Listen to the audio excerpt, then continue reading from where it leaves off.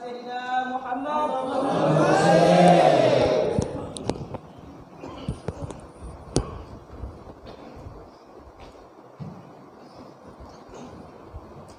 Assalamualaikum warahmatullahi wabarakatuh.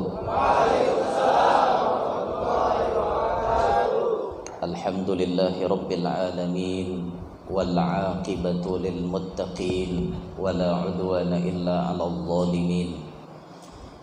Wassalatu wassalamu ala asyrafil anbiya wa imamil mursalin sayyidina wa habibina wa syafi'ina wa qurrati a'yunina wa nuri qulubina Muhammad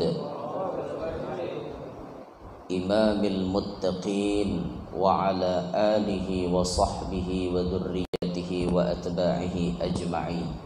Rabbi syrah li sadri wa yassir li amri wahlul 'uqdatam min lisani yafqahu qawli wasaddid lisani wahdi qalbi bijahin nabiyyi wal ali dusturakum ya ahlad darak wa ya ahlal batin wa ya ahlan naubah wa ya ahlan nur, amma ba'd.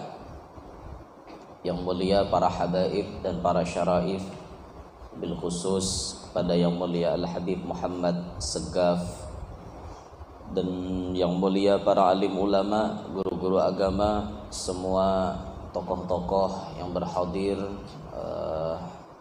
apa nih ngarannya leh, para pimpinan, ya kayak itulah nggih ya ulun muliakan, para petinggi-petinggi yang berhadir semuanya, saudara-saudara ulun seiman dan seagama yang ulun muliakan, dan mudahan kita berataan selalu dalam curahan rahmatnya Allah. Alhamdulillah, kita bersyukur hari ini ditakdirkan oleh Allah berkumpul di tempat ini untuk bersama-sama bersilaturahim dan melakukan berbagai kegiatan amaliyah, diantaranya tadi pembacaan salawat, dan insya Allah nanti dilanjutkan dengan zikir dan doa bersama untuk mengharap kepada Allah agar tahun yang akan kita hadapi 2022 ini menjadi tahun yang lebih baik dari tahun-tahun sebelumnya. Salawat dan salam kita haturkan kepada junjungan kita Nabi besar Muhammad sallallahu alaihi wasallam, juga kepada para keluarga, para sahabat, dzurriyyat dan seluruh pengikut beliau ila akhiriz zaman. Hadirin sekalian, apakah pian tahu ulun ni orang mana? Orang Kalua. Tahu wae leh. Nah, jadi ulun asli orang Kalua, lahir di Kalua, badiam di Kalua. Nah, ke hari ini mulai dari hari Senin ulun berangkat melakukan safari dakwah ke Kalimantan Timur, insyaallah sampai tanggal 12 Januari. Jadi dari hari ini hanya hari kedua. Mulai malam Selasa, nah ini hari Rabu, hari kedua di sini. Habib meminta, bisakah, katanya Habib pagi di sini aja, ulun siap, insyaallah. Di sini ulun lanjut ke dekat Islamik, lalu meneruskan ke Handil dan seterusnya sampai ke lewat pada Sangkulirang. Jauh pian. Lewat pada Sangkulirang leh jejak aja desuah. Desuah cuma hendak ini hendak manyuahe nah. Manyuahe. Pian ni ngerti ke bahasa Banjar apa kada? Nah, ada yang ngerti, ada yang kada. Oh, berarti yang kada ngerti harap diterjemahkan oleh kawan-kawannya kenalah. Ini harap maklum aja karena yang berceramah nih mulai Banjar, jadi mungkin ceramahnya banyak bahasa planet gitu. Jadi harap maklum. Jadi yang mana kada ngerti kenapa pian? Jadi minta terjemah kepada kawan-kawannya kenalah. Enggehnya ulun ni ngaran satu mat je waras bahasa Indonesia layau pulang kena tomat juga bujur kena ngawur pulang bahasanya itu Pak. Jadi kalau sudah bepandir tuh ya campur aduk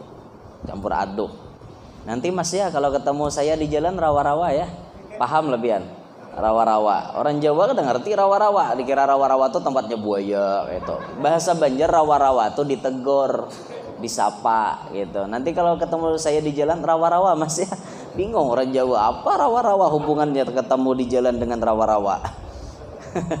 Ya harap maklum lah, harap maklum. Hadirin sekalian rahimakumullah. Hari ini kita sudah berada di tanggal 29 ya. 29 Desember. Berarti cuma 2 hari lagi kita akan meninggalkan 2021 dan akan memasuki 2022. Ini apa artinya? Artinya usia kita makin mendekati dengan kematian. Semakin bertambahnya tahun, pada hakikatnya umur kita semakin berkurang. Jadi sebujurnya ulang tahun itu kada himong sebujurnya. Ulang tahun tuh ngerti himong bian lah. Ya, kada himong tuh enggak bahagia gitu. Ulang tahun itu sebetulnya enggak bikin bahagia. Kenapa? Karena semakin kita tua usia, itu berarti makin dekat dengan mati. Apa yang mau dibahagiain? Moyo. Asal canggung bahasa Indonesia. Mahir bahasa kampung, Pak. Apa yang mau dibahagiakan? Loh, usia kita makin hari makin dekat dengan kematian. 2021 akan meninggalkan kita, 2022 siap menyambut kita. Makin tambah tahun, makin bertambah usia, makin berkurang sebujurnya usia itu. Sebujurnya dah. Ayaulah. Sebujurnya itu sebetulnya itu. Ada translate-nya. Sebetulnya usia kita makin berkurang, makin mendekati kepada kematian. Nah, oleh karenanya kita disuruh untuk menghisap diri kita, menghitung keadaan diri kita. Hasibu anfusakum qabla an tuhasabu. Hitunglah dirimu. Bahasa anunya tuh apa yo? Apa dihitung tuh bahasa kerennya apa yo? Apa? Pon dihitung lain daripada itu. Nah, dan lain. Apa itu yang aduh, apa nih? Bahasa yang ada sasi-sasinya kayak itulah juga. Introspeksi. Nah, itu. Tuhuk juga buhannya gini. Introspeksi diri kita. Introspeksilah dirimu sebelum dirimu nanti yang diintrospeksi oleh orang lain. Maksudnya di akhirat khususon. Hitung diri kita berdahulu dari dunia ini. Hitung baik-baik berapa kebaikan, berapa kejahatan sebelum kita dihitung di pengadilan Allah di akhirat. Kita bisa menghitung. Maka dari itu kan manusia diberi Allah akal. Ada akal, ada nafsu. Gunakan akal untuk menghitung berapa amaliyah kita yang sudah sifatnya baik, berapa kelakuan kita yang sifatnya sudah menjerumus kepada keburukan. Hitung, apakah hari ini aku lebih baik dari hari yang lalu? Apakah tahun ini aku lebih baik dari tahun yang lalu? Itu dihitung. Ini Allah memberikan akal lawan kita berataan. Lawan kita berataan diberikan akal, gunakan untuk menghitung. Nah, sekarang kita pikirkan 2021 aku kayak itu kelakuan. Kelakuanku macam-macam, keji itu dan ini kada baik kelakuan. Sekarang 2022 harus kita jadikan momentum tahun 2022 menjadi manusia yang lebih baik dari tahun 2021. Harus jadi PR.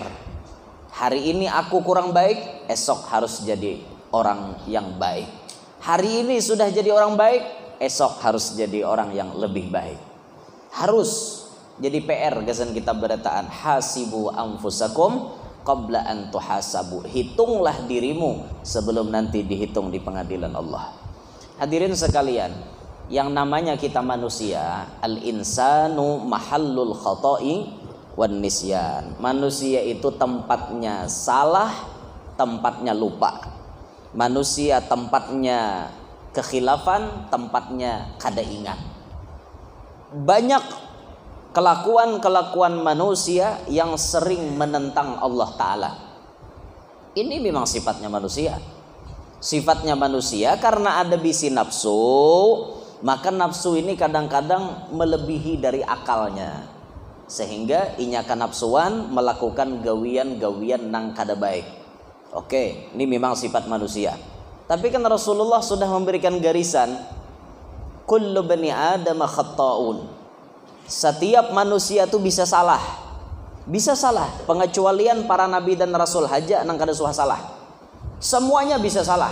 Mau wali, mau tuan guru, mau orang alim, mau siapapun bisa salah. Bisa salah. Siapapun bisa salah kecuali para nabi dan rasul. Orang wali aja bisa salah, pian. Wali Allah bisa salah. Karena sifatnya wali itu bukan maksum, tapi mereka mahfuz. Dijaga oleh Allah, ibarat kalkulasi persenan, di persentasi itu orang wali dijaga Allah 90%. Kalau nabi kan maksum 100% dijaga Allah, tidak pernah maksiat. Tapi kalau para wali masih 90%. Bisa saja orang wali itu tahilap. Bisa. Nah tapi bedanya orang wali lakas inya bertobat. Itu tuh orang wali. Lain lah nang kayak kita nih. Kita orang awam ini bila takabur sekali. Ogur aja sudah tak kali cap beli cak aja sekali. Nah ini mana ngalihnya. Nah takabur ngerti pian takabur? Nggak ngerti ya. Kalau sudah terjun ke air itu ya sekalian aja basah gitu. Iya, ini orang awam, prinsipnya orang awam. Orang awam ini kalau sudah jatuh ke maksiat ya sudah nikmati aja kemaksiatannya. Nanti aja lah tobat umur 40. Iya, kalau Israel kada baparak umur 40. Usia 30 tahun para ke Israel dah pas jingker awak. Anda pak. Allahu Akbar. Jadi inilah kita manusia. Akan tetapi Nabi memberikan kabar gembira, wa khairul khatta'in at-taibun. Sebaik-baik orang nang tasalah yaitu orang yang mau kembali dari kesalahannya, mau tobat, ini orang paling baik. Jadi kalau dirumuskan untuk garisan orang awam, manusia yang baik bukan berarti manusia yang tidak pernah salah. Tapi manusia yang baik ialah manusia yang dulunya tersalah, sekarang ia bisa memperbaiki kesalahannya. Lalu ia bertaubat, ia betul-betul menghamba kepada Allah. Akhirnya dia pun bisa menjadi orang yang mulia di hadapan Allah. Itu rumusnya, pian. Nah maka orang-orang yang ahli maksiat, orang-orang yang sekarang masih berkecimpung dengan kemaksiatannya, pasang dalam hati Anda, jangan sampai Anda putus asa dari rahmat Allah. Karena Allah rahmatnya luas. Inna rahmati wasi'at ghadabi. Rahmatku kata Allah lebih luas daripada kemarahanku.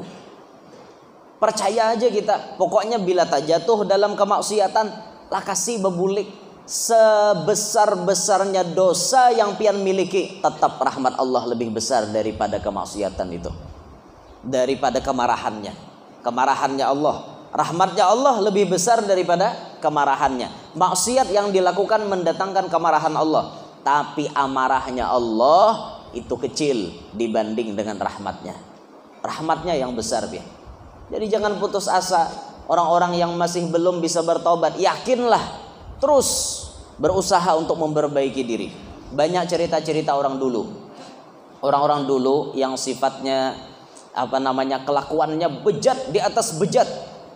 Ini bejat di atas bejat. Kan ada kisah ya, bejatnya tuh berarti liwar buntatnya seikong ini. Nah, buntat. Ngerti ya, buntat ya. Buntat itu ya bejat. Nah, buntat itu. Buntat di kampung, bejat kelakuannya. Ini jahat nih orang luar biasa. Diceritakan dalam hadis di zaman Bani Israel, ada seorang ahli maksiat yang pekerjaannya tiap hari membunuh manusia. Pembunuh, biar. Ini di Indonesia kena pasal 338 ayat 2 KUHP ini. Berapa hukumannya, Pak? 338 ayat 2 KUHP. 10. Berapa? Apa? 20. Sudah potong masa tahanan belum? Sok tahu nih. Ulun nang sok tahu nih. 338 ayat 2 KUHP. Betul Pak ya pasalnya itu ya? Ya betul. Oh, tahu saya. Karena saya sering nonton film Rhoma Irama. Kan Rhoma Irama film begadang itu, film begadang. Kan Rhoma Irama begadang nih. Film begadang yang Rhoma Irama nongkrong di warung kopi, nongkrong lagi Rhoma Irama bujang, belum punya istri, nongkrong di warung kopi. Itu Rhoma Irama mengarang lagu tuh, apa artinya malam minggu, ya Rhoma Irama. Bagi orang yang tidak mampu. Wah, itu penyanyian tuh di warung kopi itu.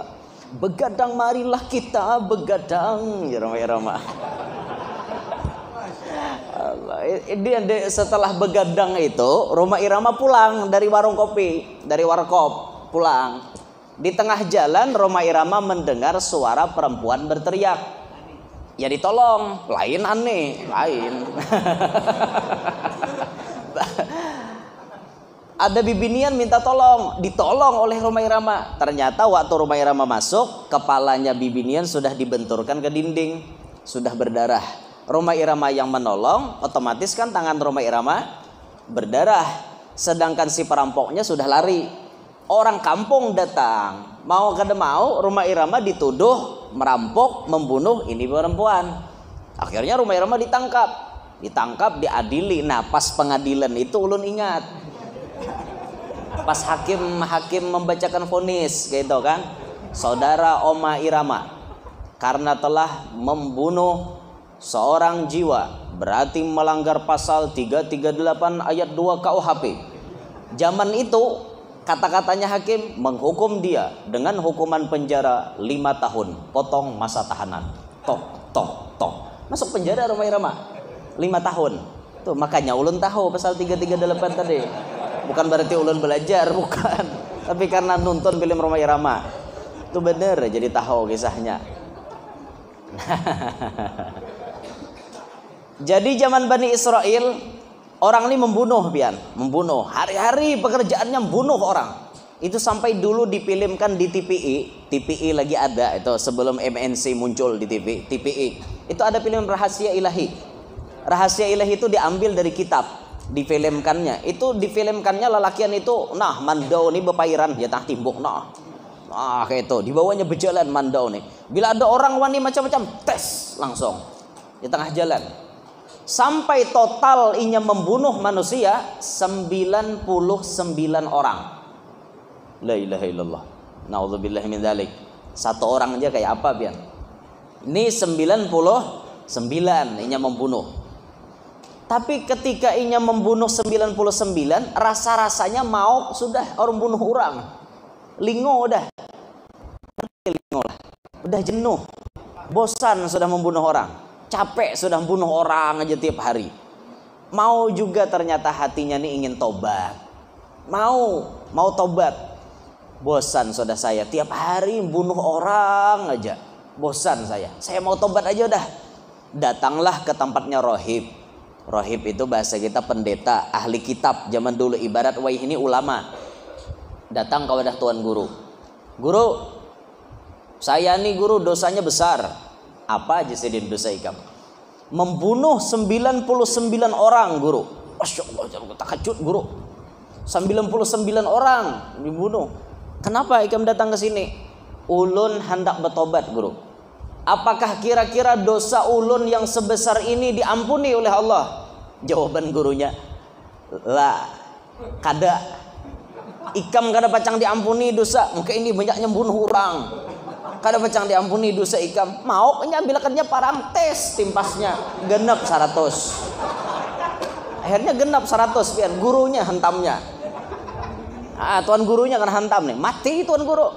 Genep 100. Berjalan lagi nya. Berjalan kan. Ada lagi tuan guru yang lain dimasukinya ke rumah situ. Guru, ulun hendak bertobat. Apa jasidin dosa ikam? Hari ini sudah genap yang ulun bunuh 100 orang. Siapa aja sih di nempak ampian? Tuh guru si anu kawan pian. Kawalah guru ulun ini bertobat. Adalah kira-kira celahnya pacang diterima tobat ulun. Guru nih berpikir juga kira-kira lah. Sembarangan jawab nih bisa 101 pian. Hati-hati nih. Akhirnya jar gurunya, fulan bin fulan, Allah itu maha pengampun. Rahmat Allah lebih luas daripada kemarahannya. Sebesar apapun dosanya engkau, Kalau engkau mau kembali kepada Allah, Allah pasti akan menerimamu dengan tangan terbuka. Tapi syaratnya kamu harus hijrah. Kamu harus pindah dari kampung tempat tinggal kamu ini. Kamu pindah ke kampung yang banyak orang solehnya. Akhirnya inya berjalan, pindah, hijrah dari kampung tempat inya tinggal dulu, di mana inya banyak membunuh. Inya keluar daripada kampungnya, langsung menuju ke kampung orang soleh. Nah di sini misalnya di mana kampung orang soleh? Nah ulun contohkan daerah ulun aja dah, kada usah daerah pian ngaleh. Nah daerah ulun aja, misalnya si pembunuh ini diam di Kalua. Misalnya si pembunuh ini diam di Kalua. Lalu inya disuruh pindah ke Martapura. Karena Martapura lebih banyak orang alimnya, lebih banyak orang solehnya, lebih banyak orang walinya. Pindah ke sana. Dari Kalua pindah ke Martapura. Berjalan kakinya, jalan batis. Nah, berjalan. Ternyata di tengah perjalanan Israel menjemput rohnya. Belum sampai, ibarat dari Kalua, belum sampai ke Martapura, Israel datang menjemput. Dari Kalua ke Martapura anggap aja 150 kilo kurang lebih, anggap 150 kilo. Di tengah-tengah perjalanan kurang lebih kilometer 75 atau lebih dikit, dicabut rohnya oleh malaikat Israel. Ketika inya meninggal dunia di tengah perjalanan, maka malaikat rahmat turun dari sorga, malaikat adab turun dari neraka. Apa buhannya nih datang? Marabutakan roh si nang mati ini nih. Ujar si rahmat, aku bawa ke sorga. Kada aja azab, jatah aku ngene. Nih 100 dah bunuh orang dah. Nah aku bawa ke neraka nih. Lain jatah ikam, ikam bawa ke surga luput. Kada aja rahmat inya hendak bertobat sudah hendak bertobat, jatah aku bawa ke sorga. Kada aja azab, aku bawa ke neraka. Malaikat je bakalahian bian. Debat malaikat, debat berabut, aku bawa ke surga, aku bawa ke neraka. Jar malaikat nih, datanglah malaikat penengah seikong, set datang turun. Sudah, jangan bakalahe, beri supan malaikat bakalahe. Ada itu tambahan ulun aja gitu, ada dalam hadis gitu. Malaikatnya mau pembakalahe, inya berabut jatah inya bang. Jar rahmat nih jatahku, jar azab jatahku. Karena sama-sama pada mengaras, ada hakim turun seikong. Set turun. Hakim memberikan apa keputusan? Bagaimana kalau kita ukur jaraknya? Kalau ternyata jaraknya lebih banyak ke kampung asalnya, maka berarti ia berhak dibawa oleh malaikat azab ke neraka. Tapi kalau jasadnya sudah lebih banyak mengarah ke tempat orang soleh tadi, maka malaikat rahmat yang berhak membawanya. Sehingga cerita diambil ukuran, diambil meteran tuh kan. Tuh, jangan dipikirkan kayak apa meterannya per malaikat tuh. Yang jelas diukur lah kayak itu jempina maok tetakunan. Diukur oleh malaikat. Habis diukur ternyata sejengkal. Sejengkal tuh kayak apa yo? Seini kah? Seini kah? Seini. Ini sejengkal. Kalau ini siapa? Hah? Ini siapa ngarannya nih? Sejengkal tuh kayak apa? Segini kah? Atau segini? Segini ya. Sejengkal. Ternyata setelah diukur, jenazah si pembunuh 100 orang ini tadi sejengkal lebih banyak mengarah ke tempat orang saleh. Ibaratnya meninggal dunia di tengah-tengah kota rantau, misalnya 75 atau 75 kilo misalnya, diukur cuma sejengkal lebih banyak mengarah ke Martapura. Akhirnya berdasarkan keputusan hakim, maka ini malaikat rahmat yang membawanya ke sorga. Belum sampai ke tempat tujuan, tapi qasad hatinya, maksud hatinya, niat hatinya sudah ingin taubat, betul taubat. Di tengah jalan ia diterima oleh Allah Subhanahu wa taala. Akhirnya jenazahnya, rohnya diangkat oleh malaikat ke dalam surga. 100 membunuh orang kawa masuk surga, apalagi seikong ha. Tapi jangan dicoba. Seikong ya masih seikong lah, ini 100. Yang penting bujur niat, insyaallah diterima Tuhan. Diterima biar pelajaran. Pelajaran pertama, sebesar apapun dosa yang dilakukan manusia tetap bisa diterima oleh Allah dengan jalan mau bertaubat. Kalau ingin jadi orang baik, sudah mendekati lokasi orang-orang saleh. Dulu diam di kampungnya ahli maksiat, pindahlah biar. Keluar biar dari kampung yang ahli maksiat menuju kampung yang banyak orang solehnya. Salah satu pelajarannya di situ, menuju kepada kebaikan.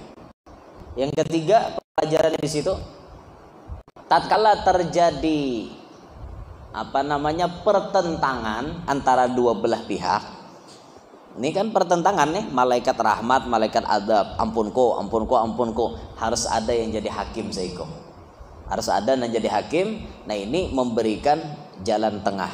Nah, jadi hakim harus adil. Makanya orang jadi hakim itu sebelah batisnya ke surga, sebelah batisnya ke neraka. Itu orang jadi hakim. Nah, itu kan hakim tuh kayak itu biar hakim di pengadilan. Ya sama jaksa dan kawan-kawannya. Itu sebelah batis ke surga, sebelah batis ke neraka. Salah-salah mengambil keputusan, hakim masuk neraka. Kalau kada adil, jaksa salah-salah menuntut bisa masuk neraka. Kalaunya jujur, kalaunya adil masuk surga. Itu nyaman jadi hakim tidak masuk surga. Modalnya cuma adil.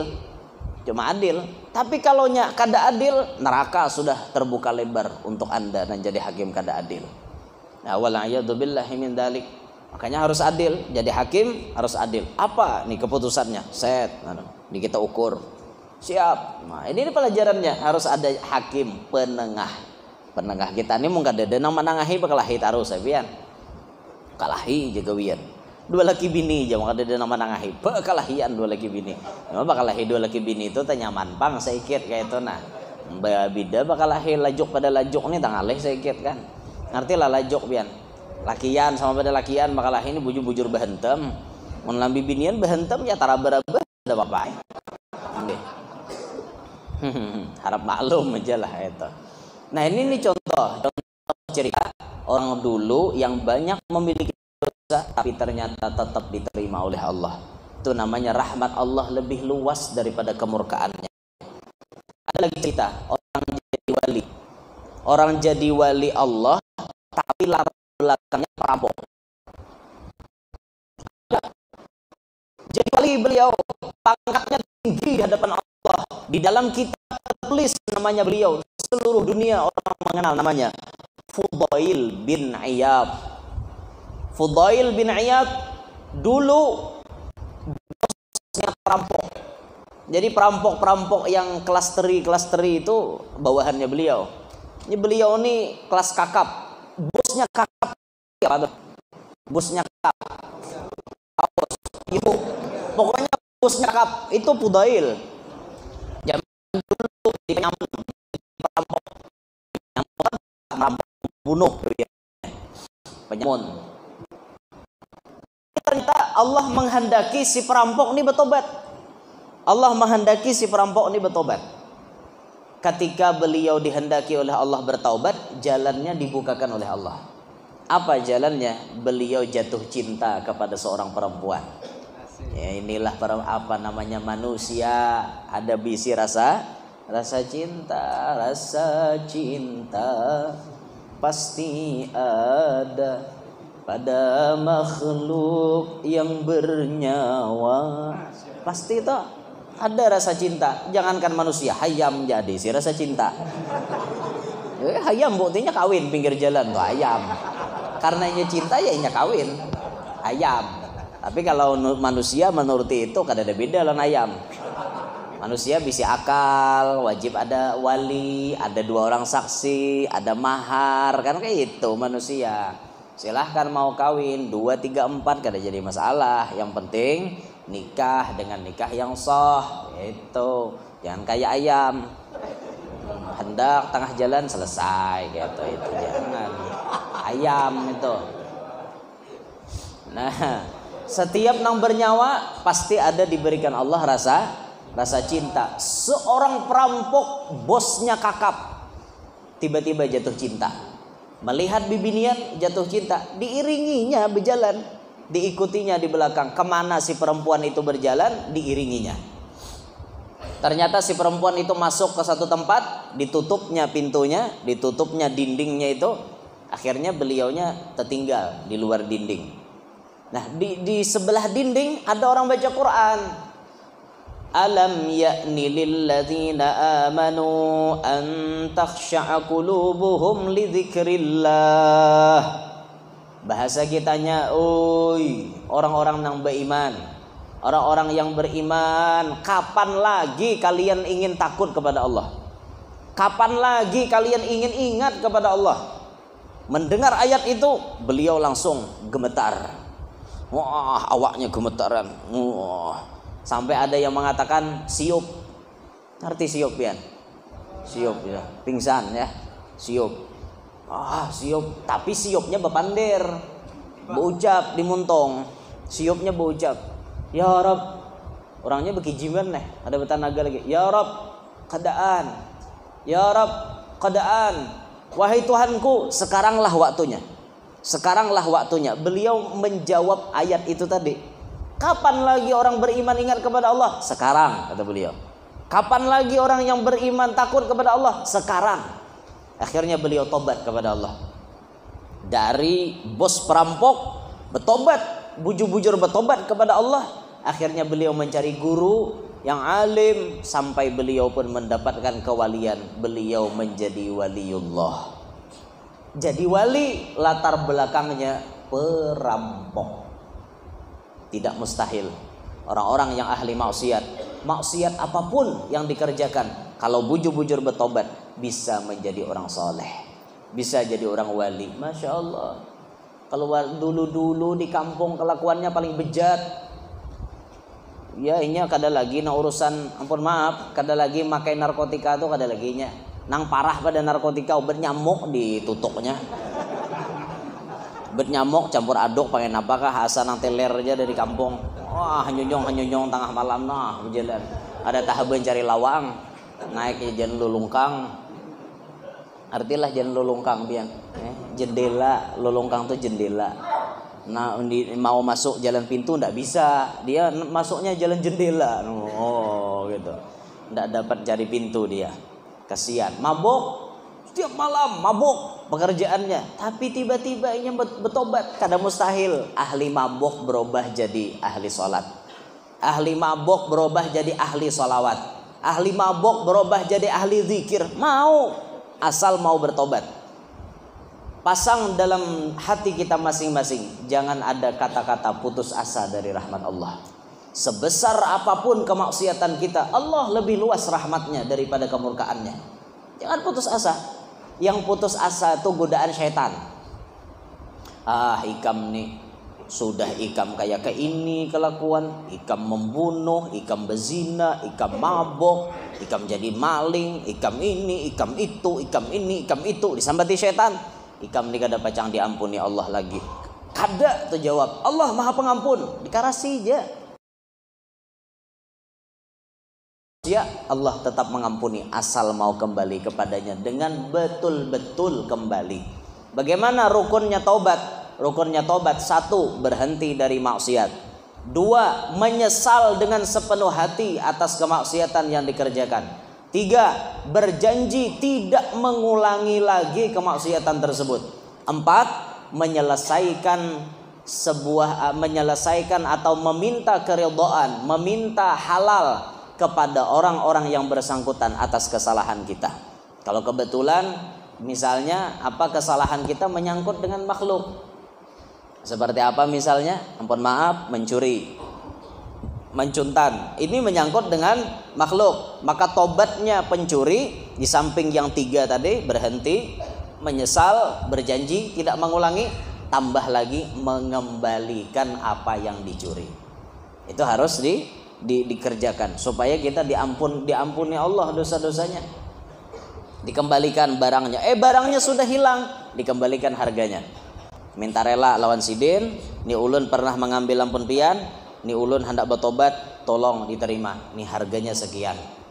Kada aja siden, ikam baharing cuntan amasku 5 gram. Harga emas wah ini misalnya 1 juta, kita bayari 5 juta. Beliau kada mau. Beliau tidak mau menerima. Saya tidak mau menerima. Kalaupun kamu bayar 5 juta, tetap saya tidak terima. Bagaimana tobat saya? Nanti tidak diterima Allah kalau sampean tidak menerima. Saya mau kamu pasang wajah, saya tempeleng kamu 10 kali. Silakan. Tanai muhabian. Boleh. Itu boleh. Nang kita cuntan dia sidin minta kayak itu, sudah ngarannya kita hendak bertobat, ya sudah pasang muhana. Plang sekali, plang 2, 3, 4, 5, 6, 7, 8, 9, 10, lunas, selesai. Paling sakitnya stomat, paling stomat ya. Ada juga pacang tegipai gigi ya. Yalah, kecuali gigi palsu mungkin bisa tegipai ya. Jadi tempeling kurang sampai 10 kali. Nah ini karena kita memang bujur-bujur hendak tobat. Kayak itu nah, tobat bujur-bujur tobat. Bujur-bujur tobat, insya Allah kawat jadi orang soleh. Nah hari ini kita misalnya kelakuan kita belum baik, hari ini kelakuan kita belum sepenuhnya jadi orang soleh. Berusahalah di tahun pecang berganti, tahun yang baru, mudah-mudahan dalam keadaan serba baru. No, serba baru ya, cuma istri baru kada. Serba baru artinya mudah-mudahan kelakuan kita yang dulunya kurang baik, mudah-mudahan tahun 2022 menjadi baik. Yang dulunya kita sudah baik, mudah-mudahan 2022 menjadi lebih baik. Yang sudah lebih baik sudah di 2021, mudahan di 2022 semakin bertambah kebaikannya hingga akhir hayat menjemput. Mudah-mudahan kita istiqomah di dalam kebaikan, amin ya rabbal alamin. Inilah yang dapat ulun sampaikan. Mari sama-sama kita berzikir, kita membaca tasbih, membaca tahmid, membaca takbir, membaca hauqalah, secara bersama-sama. Subhanallah walhamdulillah wa la ilaha illallah wallahu akbar wa la haula wa la quwwata illa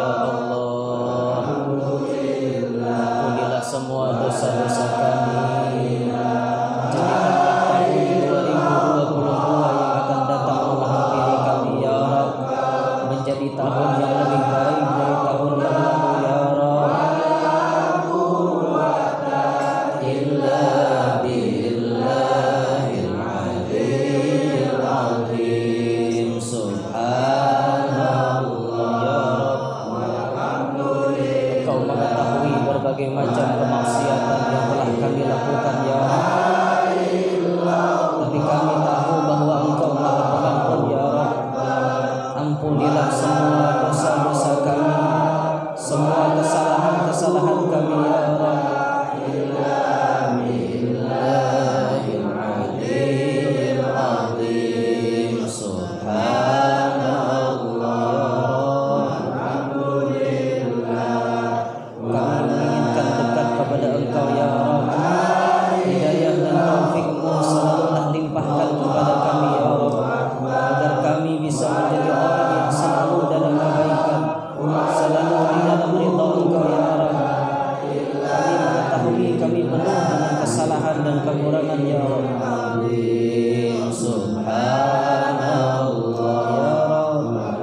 terimalah taubat-taubat kami ya Rabb.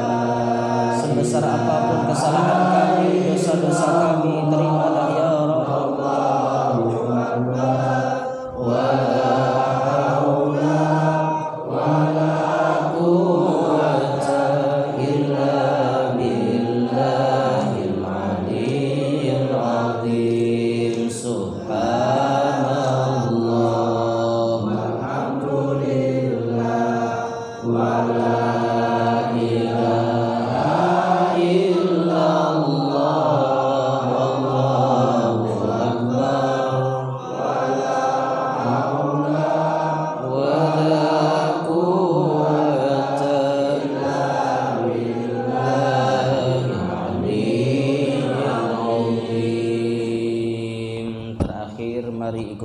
Membaca kalimat talqin zikir.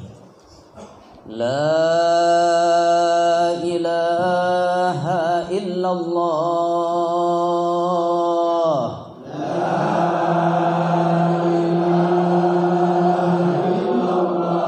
La ilaha illallah.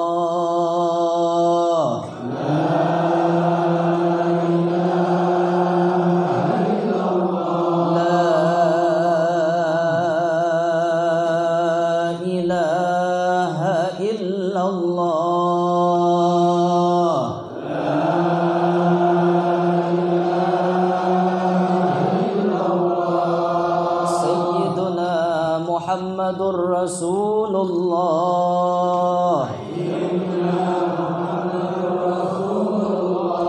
sallallahu alaihi wa alihi wa sahbihi wa sallam. Kalimatu haqqin 'alaiha nahya wa 'alaiha namut biha nub'ats insyaallah ta'ala wa nahnu minal aminin amin. Bismillahirrahmanirrahim. Alhamdulillahi rabbil alamin.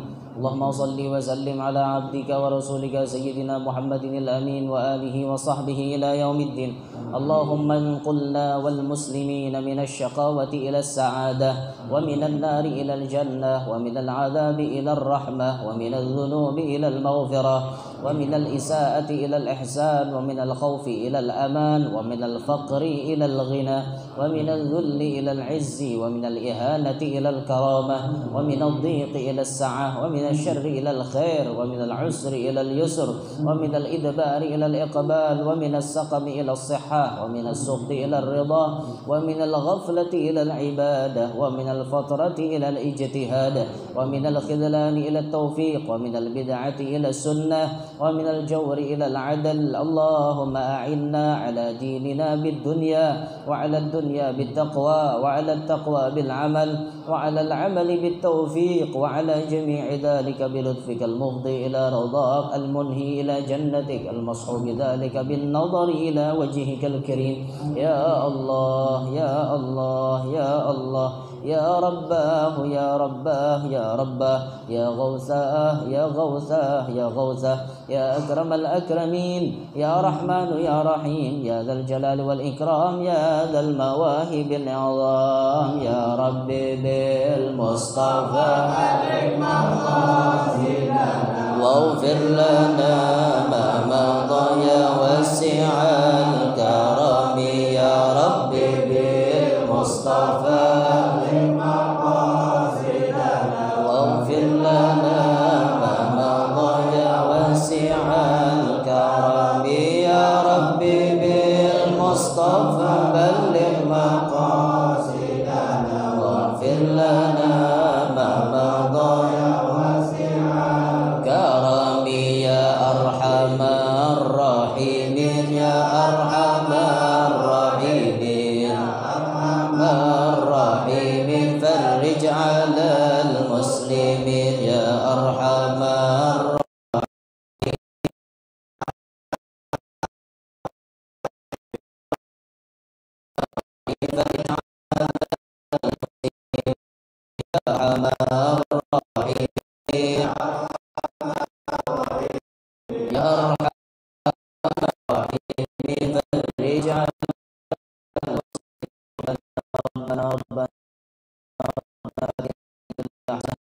الآخرة حسنة وقنا عذاب النار وأدخلنا الجنة مع الأبرار برحمتك يا عزيز يا غفار يا رب العالمين.